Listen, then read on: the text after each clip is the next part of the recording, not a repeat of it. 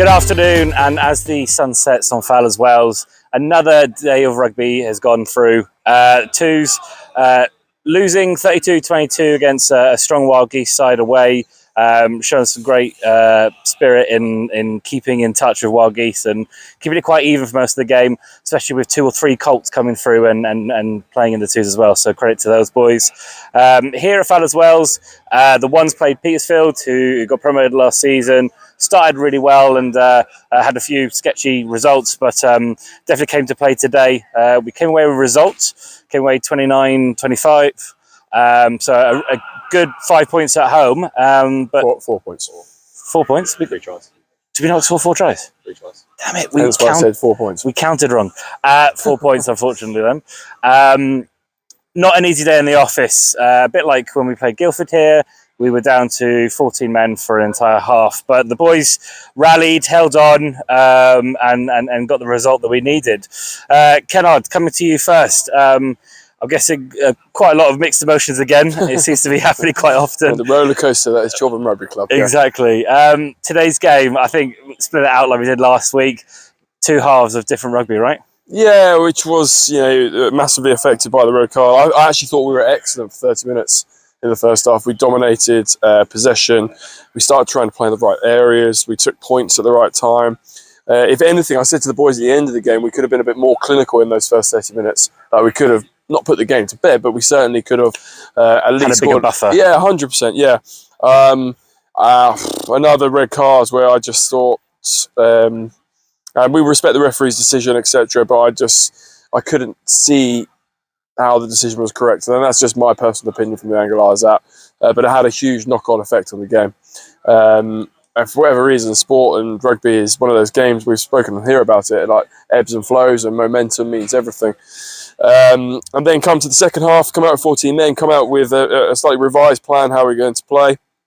Scored a very good try through Charlie Williams, which was carbon copy of what we didn't do last week. We kind of kicked to the 22. Drove them all, gained good yards, then 12 runs hard and gets us over the gain line. Actually, he did that really well for 50 minutes. It was very, very good. And we hope his knee's not too bad because he came off with a bit of a knock. And then, a bit of a comeback from them in terms of Petersfield came back at us, and credit to them on that one. Some big boys in midfield and carried and got over the gain line, and similar to last week, got the ball away in the offload, and then a very stressful kind of 10 minutes at the end. But I've got to give full credit to the lads. The only way Petersfield actually scored was with the driving maul and coming around the edge of the maul. The rest of the defence was very, very good. Big shout out as well from me for Noah Williamson, who was genuinely superb today on both sides of the ball. Made the right decisions, put people in the holes, especially when we had the full cohort, 15 on the pitch. He was back to his best this afternoon, which was really pleasing. Especially with a bit of pressure from Petersfield coming through onto him.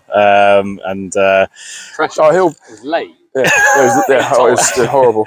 And again, before I say, because I've got to give him credit, because I do give him some stick at times, Guy.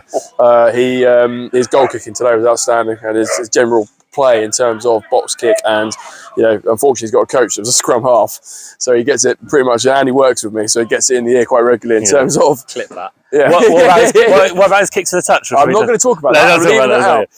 I'm glad. This is why forwards say make sure. Yeah, I'm glad. I'm glad the microphone wasn't on me then. That's all I can say. Glad it wasn't on me either. Yeah. But no, you goal kicked brilliantly. Very good performance.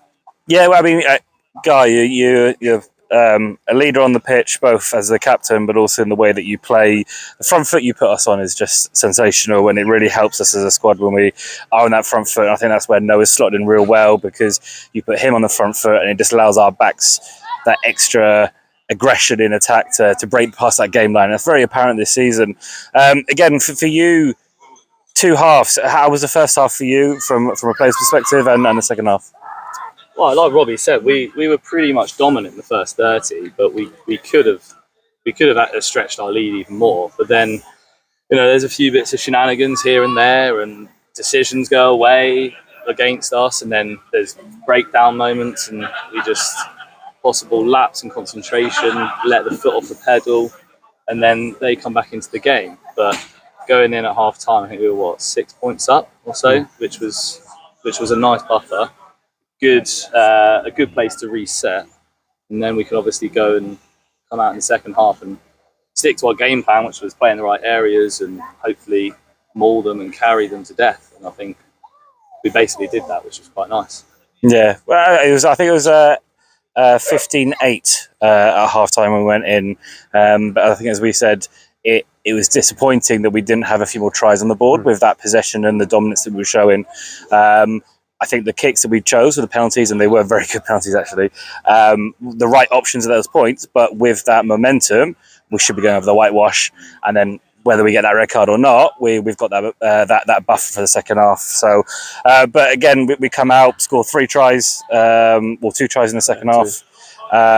Some really good tries. Charlie mentioned to Sean Bellion as well, because he just keeps doing backs things as a forward. It's very slowly. It's a tough game because it's not as clean as we want to, and a few injuries after the red card. But I think, again, the resilience of the boys is very apparent. The voice of the supporters today, thank you again for everyone coming down. It makes a massive difference because the guys really rally, and you could see that when the next team to score after half time was us, down to 14. And it makes a massive difference. So thank you very much to the supporters. Now we've got a break weekend. So 2 weeks to hopefully get some injuries out of the way.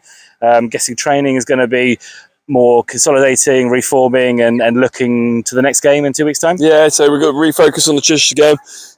Positive news on the injury front as well, with boys returning, which will, first of all, make the 2 stronger, and then obviously make the 1 stronger. And we said on Thursday, when we had nearly 3 teams training, that we're getting back to that point now where we're getting quite close to getting 3 teams back, which is where this club really does need to be. The old adage that the first team's only as good as the second team is so true. We'll lick our wounds, hope that some of the knocks aren't too bad. And we'll go again in 2 weeks' time. So away at Chichester. I've got some memories from down there, but that's probably not for now. I know. Probably not for now. Lots of memories. Yeah. Congratulations, guys. Win's a win. Hard fought win. I think we could take a lot from that as a team and a squad. Excited to be back down in Chichester and see how we get on down there. Winning. Thank you so much. Cheers. Bye bye.